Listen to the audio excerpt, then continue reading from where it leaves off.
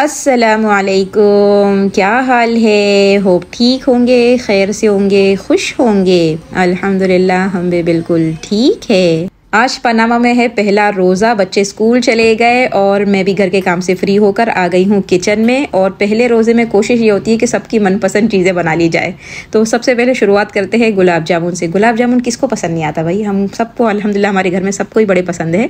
तो मैं ये बना रही थी। यहाँ पर मैंने मिल्क पाउडर लिया है, आप समझ लें कि 1 कप मिल्क पाउडर है। तो उस पर 1 टीस्पून बेकिंग सोडा पाउडर है और फिर 3 टेबल स्पून इस पर मैंने मैदे का डाला है।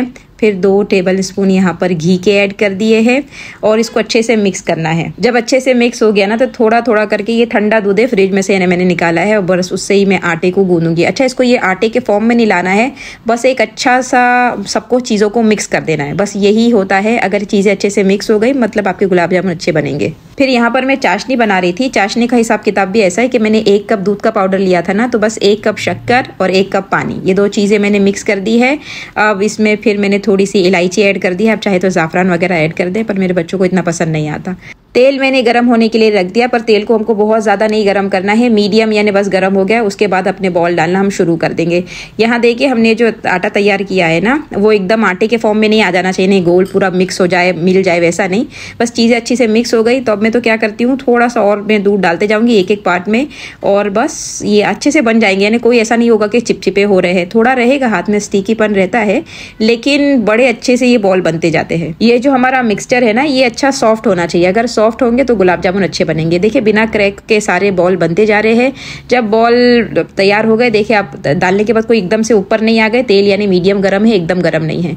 तो सारा कुछ डाल दे और ये चमचे की मदद से यानी तेल को आप हिलाते जाए, वो खुद ही ऊपर नीचे होते जाएंगे और सारे साइड से पक जाएंगे। अच्छा, आँच को भी आपने मीडियम टू लो के बीच में रखे ताकि वो, देखिए आप शायद आँच भी दिख रही होगी कि वो पक भी जाए अंदर से। अगर फास्ट आँच रहेगी ना तो जल्दी ब्लैक हो जाएंगे और फिर अंदर से कच्चे रह जाएंगे। बस फिर पहला बैच हमारा डन हो चुका, हम इसको निकाल लेंगे और फिर जब दूसरा बैच डालेंगे तो हम ध्यान देंगे कि तेल वही हाई फ्लेम पर नहीं हो, मीडियम टू लो हो। और जब हम एक साथ सारे गुलाब जामुन डाल देंगे ना तो फिर टेम्परेचर खुद ही अरेंज कर लेगा वो। तो ये मैंने निकाल लिया और साथ में अब यहाँ पर चाशनी को चेक करते हैं।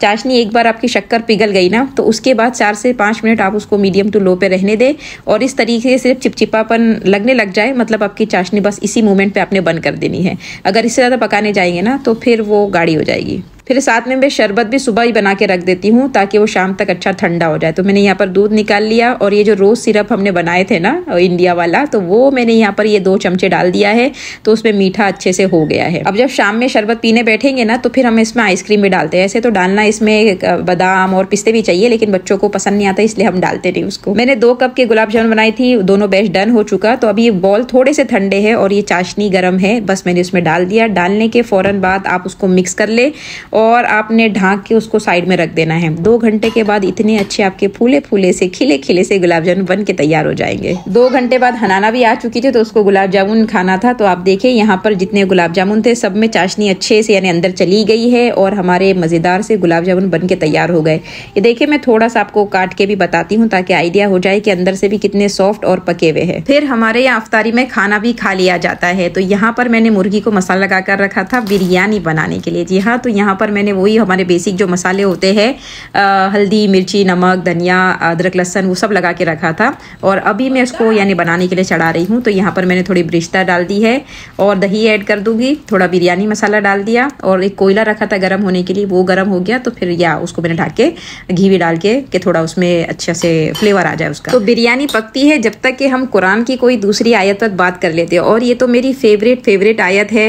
ऐसे तो माशाल्लाह कुरान की हर आयत ही फेवरेट है, लेकिन ये तो सबसे ज़्यादा फेवरेट ही है। आप समझ ले कि जब कोई मुश्किल आती है या फिर मैं परेशानी में होती हूँ तो मैं ये आयत पढ़ती हूँ तो इतनी तसल्ली मिलती है, ऐसा लगता है कि किसी ने मुझको सुना और बिना मुझको जज करे सुना कि नहीं तुमने ऐसा क्यों किया था। हम लोगों को बताते तो लोग ऐसे ही हमको सुनते हैं ना कि भाई तेरी भी ये गलती होगी वो गलती होगी, पर जब ये आयत पढ़ी जाती है तो किसी ने आपको बहुत अच्छे से सुना है, आपकी फीलिंग को समझा है, फिर उस पर जवाब भी दिया है। तो चले हम आयत को मालूम करते हैं कि वो कौन सा वजीफा है जो मुश्किल में आपको रिलीफ देता है। सूरह बकरा की आयत है, रमजान का जिसका अर्ज हो रहा है और उसी के आगे अल्लाह फरमाता है व इज़ा सअलका, जब आपसे पूछे इबादी मेरे बंदे अन्नी मेरे बारे में, यानी नबी से कहा जा रहा है जब आपके पास आए और मेरे बारे में पूछे ना मेरे बंदे, तो फिर अल्लाह जवाब दे रहा है इन्नी करीब, तो मैं तो बहुत तुम्हारे नज़दीक हूँ, मैं तो बहुत करीब हूँ। यानी अल्लाह कितने यकीन से बोल रहे हैं कि मेरा बंदा मेरे पास आएगा। जब और अगर में फ़र्क होता है, अगर वो आया ना तो उसको ये दे देना, लेकिन जब वो आएगा ना तो उसको ये देना, तो दोनों में फ़र्क है। तो अल्लाह फरमा रहे जब मेरा बंदा मेरे पास आएगा, यानी आएगा तो सही, तो जब भी आएगा ना तो उसको ये बताना नहीं कहा। नबी से अभी तक बात हो रही थी, लेकिन फ़ौरन अभी हमसे बात कर रहे हैं कि मैं देखो तुम मेरे बारे में पूछने आए थे ना, तो मैं डायरेक्टली हमसे बात करके अल्लाह फरमा रहे हैं कि मैं तो तुम्हारे बहुत ज़्यादा करीब हूँ। फिर आगे फरमा रहे हैं उजीबु दावत दाई, मैं जवाब देता हूँ पुकारने वाले की पुकार पर, इदा दान, जब भी वो मुझको बुलाता है। देखिए कितनी बड़ी बात है कि कोई भी पुकारे तो अल्लाह उसका जवाब दे रहे हैं। अल्लाह ने ऐसा नहीं कहा कोई बहुत नेक बंदा पुकारेगा, हाफिज आलिम पुकारेगा, अल्लाह वाला पुकारेगा तो ही मैं जवाब दूंगा। कोई भी, हम आप काफिर, कोई भी जब अल्लाह का बंदा उसको पुकारता है तो अल्लाह कहते हैं जब भी पुकारोगे ना तो मैं जवाब दूंगा। हम लोग कैसे होते हैं कि कोई मतलब में हमको याद रखेगा तो हम उसका काम नहीं करके देते, ये तो बोले पूरा साल तो पूछा नहीं, अब मतलब पड़ा है तो ये मेरे पास आया है। नहीं, लेकिन अल्लाह फरमा रहे हैं कोई बात नहीं, तुमने मुझको इतने साल याद नहीं रखा, अब तुमको जब भी जरूरत हुई मुझको पुकारो, मैं हमेशा तुम्हारे लिए हूँ। देखिए रात के 12-1 बजे आपको कोई प्रॉब्लम आई तो हम अपने कोई नजदीक वालों को ही फोन करके अपनी प्रॉब्लम शेयर कर सकते हैं, हर एक को हम फोन नहीं कर सकते। और अगर कोई बहुत ज्यादा इमरजेंसी आ गई, बड़े डॉक्टर की जरूरत पड़ गई, तो उससे भी हमारा कॉन्टेक्ट नहीं हो सकता है, क्योंकि वो बिजी होता है, उसका एक VIP होता है। अगर उससे कोई अपॉइंटमेंट भी लेना है तो 1 हफ्ते 1 महीना पहले लेनी पड़ती है। लेकिन ये तो बादशाहों का बादशाह है, ये तो इसके हाथ में ज़मीन आसमान पूरा इसके कब्जे में है। तो लेकिन ये यानी अल्लाह हमको कह रहा है कि जब भी, यानी ऐसा नहीं कि एक फिक्स टाइम है कि दुआ कबूल होगी तो कोई फिक्स टाइम पे कबूल होगी, जब भी बंदा पुकारेगा अल्लाह उसको जवाब देने के लिए तैयार है। तो जब मैं दुआ मांगती हूँ तो मैं ये आयत पढ़ती हूँ कि अल्लाह आप तो मेरी सुन रहे हो, आप तो मेरे करीब हो और आप फरमा रहे हो कि पुकारने वाले की पुकार को सुनता हूँ। तो अल्लाह ये मेरा मसला मैं लेकर कोई भी टाइम पर आपके पास आई हूँ, आपने सुना है, आप उसका जवाब देने वाले, मुझको यकीन है कि आप जो भी करोगे आगे आप मेरे लिए बेहतर ही करने वाले हो। तो इतनी अच्छी फीलिंग आती है कि किसी ने मेरा मसला सुना भी, उसको समझा भी और इस पर रिस्पॉन्स भी किया। और ऐसे भी जब भी मैं कुरान में ये अगर आयत गई भी है तो मैं पढ़ती हूँ, तो मैं इसको पढ़ती हूँ और मेरा कोई मसला है मैं सामने रखती हूँ, फिर दूसरी बार वापस पढ़ती हूँ, फिर मेरा दूसरा मसला सामने रखती हूँ, कि मुझको यकीन होते जाता है कि मेरा एक एक मसला मेरा रब सुन रहा है। मेरे हिसाब से तो ये ऐसा वजीफा है कि जिसको करने के बाद आप रिलीफ में ही आ जाते हो। चले तो बातों बातों में हमारी बिरयानी डन हो चुकी है, इसको अब रखते हैं दम पे। और साथ में मैं बना रही थी मशरूम कप, इसकी रेसिपी मैंने शेयर की है, इंशाल्लाह डिस्क्रिप्शन में लिंक शेयर कर दूंगी। सो वो मैंने बेक होने के लिए रख दिया है।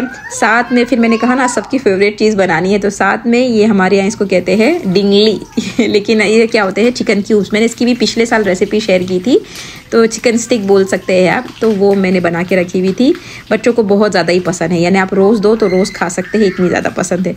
तो वो मैंने फ्राई कर ली। अफ्तारी का टाइम हो चुका है तो शरबत निकाला गया है और उसमें वेनिला की हम आइसक्रीम डालते हैं। तो बेटे लोग, ये काम है ना अक्सर मेरे बेटे दोनों कर लेते हैं, आइसक्रीम का काम उनको बड़ा पसंद आता है। ये हमारा टेबल भी 15 मिनट पहले लग जाता है, यानी कोई हड़ाहड़ी वाला कोई ये काम नहीं होता है। ये टेबल पूरा लग गया और किचन भी अल्हम्दुलिल्लाह आप देखें कि पूरा साफ हो गया। जो बर्तन भी थे ना निकले हुए वो पूरे मैंने उठा के जमा भी ली भाई, क्योंकि अफ्तारी के बाद अपने से फालतू काम नहीं होते वो हो गया। अब सिर्फ ये बिरयानी बाकी है, इसको मैं डिश आउट करूँगी और बस हमारा ये बिरयानी का लुक भी आप चेक करें माशाल्लाह। इसको दम बिरयानी आप बोले, बिना टमाटर मटर डाले बनाया हुआ है और मिट्टी के बर्तन में बनाया है, तो इसका टेस्ट तो आप आइडिया लगा ही सकते हैं कि कैसा होगा। सो माशाल्लाह से बिरयानी भी डन हो चुकी और अफ्तारी में भी अभी 10 मिनट रह गए हैं, तो ये मैं निकाल के लेके जाऊंगी। और जो हमारा कीमती टाइम है यानी दुआ मांगने का, ये टाइम तो ऐसा है ना कि जो भी दुआ मांगी जाए अल्लाह कबूल करते हैं रोज़ेदार की।